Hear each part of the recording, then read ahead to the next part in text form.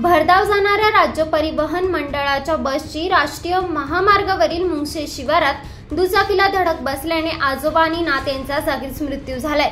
दुसरी नात गंभीर जखमी झालीये। या अपघातानंतर संतप्त गावकऱ्यांनी राष्ट्रीय महामार्ग रोखून धरल्याने 2.5 तासापेक्षा अधिक काळ वाहतूक विस्कळीत झाली होती।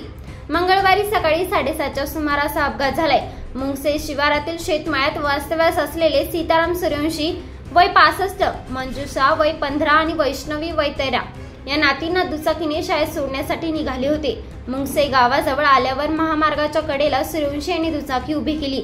त्याचवेळी शिरपूर आगाच्या नांदूर शिरपूर या दुचाकीच्या बाजूने आणि भरधाव जाणाऱ्या बसने दुचाकीला धडक दिली। धडकेनंतर या बसने काही अंतर वाहनासह तिघांना फरफटत नेले।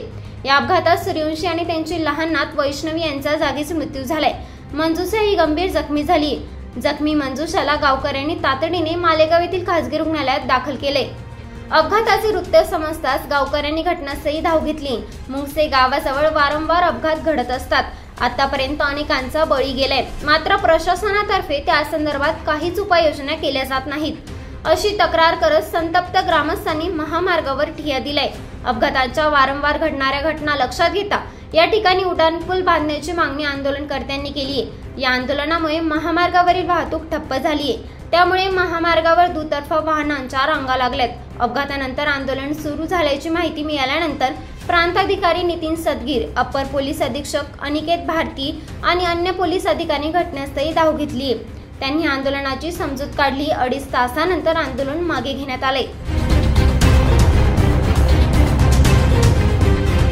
ब्युरो रिपोर्ट, सप्रेम मराठी।